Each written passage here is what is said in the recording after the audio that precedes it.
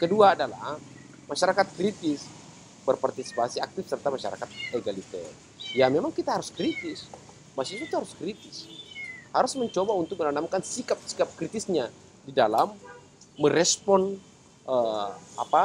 merespon yang namanya sikap politik yang ada. Nah itulah bentuk yang demokrasi yang bisa kita lakukan sebagai mahasiswa.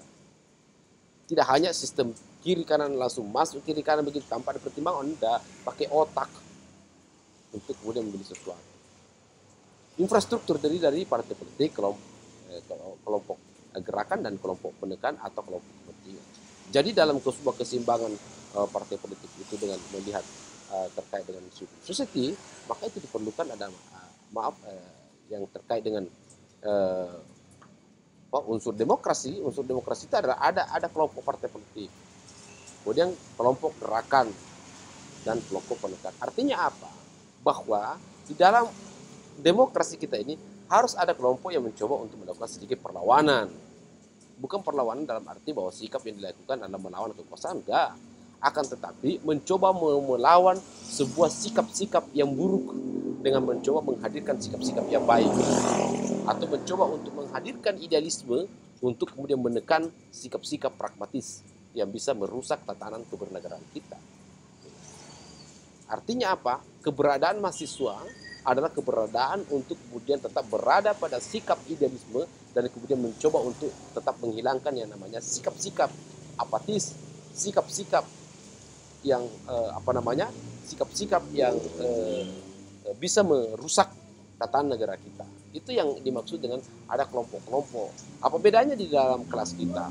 Apa bedanya dalam sikap mahasiswa kita? Kan terkadang ada teman kita yang mengkritisi, jangan kayak begini ya, jangan sampai ke depan apa dan sebagainya. Itu maksudnya itu. Bukan dalam arti kelompok gerakan sedikit-sedikit gerakan, sedikit-sedikit gerakan. Gerakan itu maksudnya adalah melakukan sebuah gerakan idealisme. Bukan gerakan fisik gitu. Kita ini bukan tukang tinju. Mahasiswa itu dididik bukan menjadi tukang tinju. Mahasiswa dididik bukan menjadi orang yang tukang menggunakan fisik. Dia dilatih dengan menggunakan fisiknya saja. Tapi mahasiswa itu dididik untuk kemudian menggerakkan pikirannya, menggerakkan otaknya, menggerakkan pikirannya untuk berpikir yang ideal. Lalu kemudian mencoba untuk menghadirkan di tengah-tengah masyarakat sikap yang ideal yang dimaksud, baik aspek ekonomi, politik, hukum, kesehatan, itu yang harus Anda lakukan. Yang kedua adalah, selanjutnya, keempat adalah pers yang bebas dan bertanggung jawab. Ya, tentu pers yang bebas dan bertanggung jawab.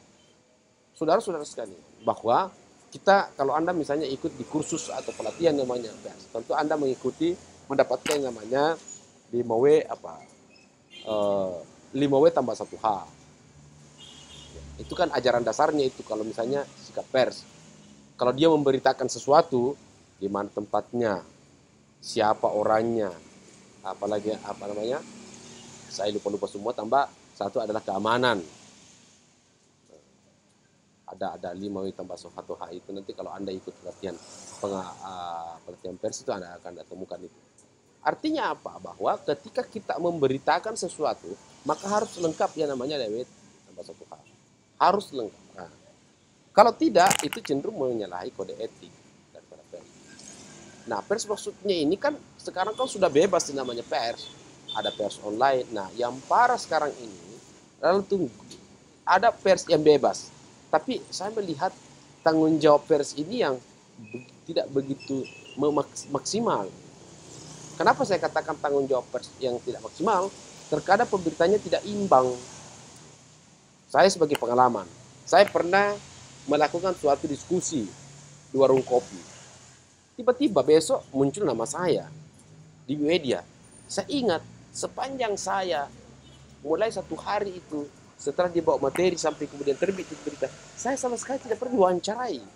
Loh kok tiba-tiba ada namaku dicomot di situ dalam pers?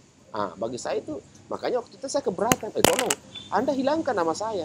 Karena saya tidak pernah komentar seperti itu. Apalagi arahnya adalah komentarnya adalah masuk pada ruang-ruang yang sifatnya politis. Dan perkataan saya di media itu adalah merusak calon lain. Makanya waktu itu makanya sampai disitulah kemudian saya mencoba untuk berpikir, wah kalau begini saya tidak mau lagi deh untuk terlalu coba-coba terlalu besar suara saya di media. Walaupun di beberapa media dulu saya senang, dulu waktu di tahun-tahun 2011 itu saya senang muncul di media karena enak gitu loh, diskusinya enak, tetap kita ada keseimbangan. Saya apalagi misalnya kalau muncul di beberapa media TV saya senang dulu, misalnya di Celebes pernah, TVRI pernah, di Fajar TV pernah, Kompas pernah saya live di situ untuk kemudian memberikan pandangan tentang hukum, tentang demokrasi. Akan tetapi kalau sekarang ini saya agak ragu untuk menerima tawaran untuk seperti itu, karena saya tidak melihat adanya sebuah independensi di dalam sikap-sikap pers, kecuali kalau saya memberikan press release mungkin. Nah, saudara-saudara sekalian, dan bertanggung jawab atas segala tindakan dilakukan sebagaimana dalam etika jurnalistik. Itu harus dalam unsur-unsur demokrasi itu ada penegakan hukum, ya, kemudian ada masyarakat yang cerdas, ya, kemudian ada partai politik, kemudiannya kelompok gerakan dan sebagainya, kemudian ada pers yang bebas. Itu yang perlu di dalam demokrasi. Itu yang harus dirawat. Kapan partai politik goyah, demokrasi akan ambruk. Kapan pers goyah, maksudnya goyah ini tidak berjalan, tidak sesuai dengan relnya, maka lambat laun demokrasi kita akan rapuh.